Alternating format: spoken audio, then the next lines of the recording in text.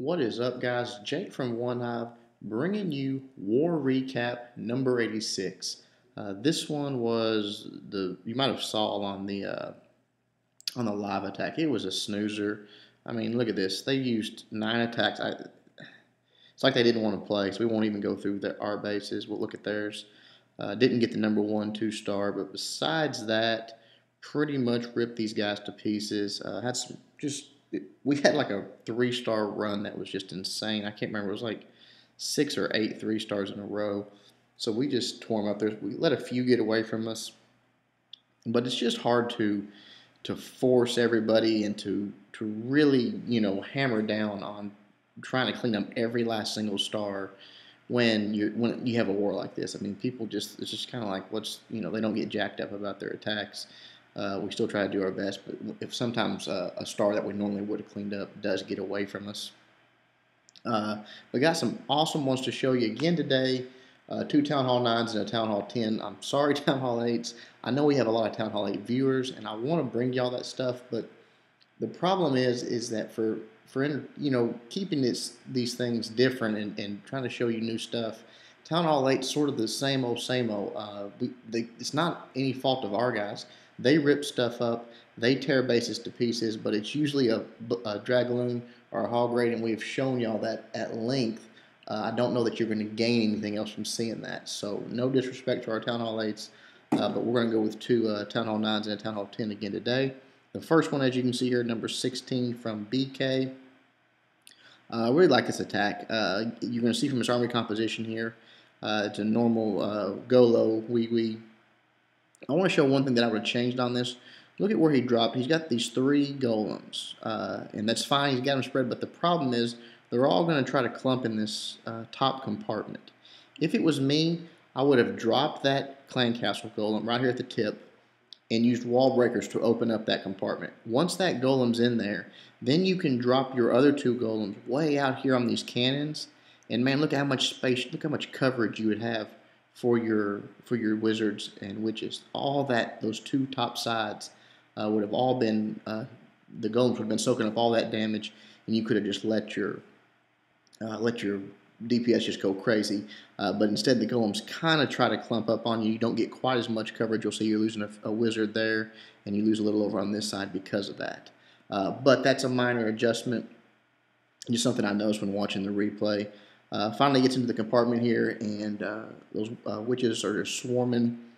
Drops a heal. That's nice because he got some splash damage coming in. Those wizard towers, that mortar's banging in there. So anything that's got any hit points in that heal right there is going to be fine through that splash damage. Drops to rage. Boom. Queen. They're going right at her. She goes down. Fixing to bust through right there into that next compartment. Take out the mortar that's dealing that splash damage. Trigger some bombs, and now they're in the core. Town Hall's down. Everything's looking good at this point. Especially when you know what he's carrying in the bag there. He's got 4 balloons to help him on the back end. Another nice rage there to help those wizards in the core shoot outside of the core and take out some remaining defenses. The queen takes out that last air defense, and right here, I want to show again, right there, that air defense has been down for about 2 seconds, 3 seconds. Start dropping them balloons, man. Don't hold them in the bag. Let them things go. Let them do their work.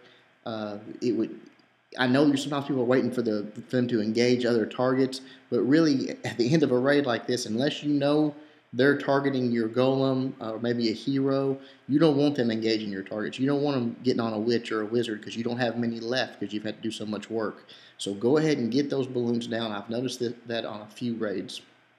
And as soon as that last air defense go down, you have to know how many to send to take out a defense.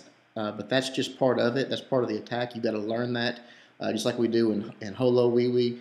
You got to learn travel time. You got to learn numbers, but deploy those loons when that last air defense go down and take out some defenses. But awesome attack by BK. Excellent 3-star there. All right, moving on. We're not going to be moving very far. We're going to number 15 by Lloyd. Real nice attack here. Same army composition pretty much. He's got a few more balloons. But you'll see here, this is the GoloWe, and this is just, we got a lot of guys doing it, man, because it's effective. It's one of the few options that you've got to, finish that back in. I really like his golem spread here. Look how much coverage he's got. Real nice. He gets a little bit on the outsides of his, he might have deployed a little bit too wide. A couple of wizards get crawled around the outside, but that's all right. He used small breakers, a rage, a jump, all that's great. Those troops are going to jump on that queen, take her out, and boom, right into the core. His golems and a few skeletons set those giant bombs off. Rages the core, heals them. Heal placement's all good because he's getting it all done. He's getting it. There's a lot of damage coming into them right there, and he's keeping everything alive plus their rage. You got some witches going high with a lot of wizards. His Barb King is going low, so he's got a nice spread there. And then right here, Queen takes out that last air defense, and again, he's already deploying them. There you go, boom. 2 of them down. Now keep going. Don't slow down here. 2 on that Tesla up there, and that would have been perfect. He shouldn't have held on to those 2. Dropped them on that Tesla right there where he did. He just did it about 5 seconds too late. And you see how quick those balloons can mop up. That's why you want to go ahead and get them down quick, because they're so powerful and they can get to those targets real quickly and take them out and save your cleanup crew. But Lloyd just trashed that base. Just an awesome job. Look how many troops he's got left. That's when you know you really took care of a base quickly. So good job, Lloyd.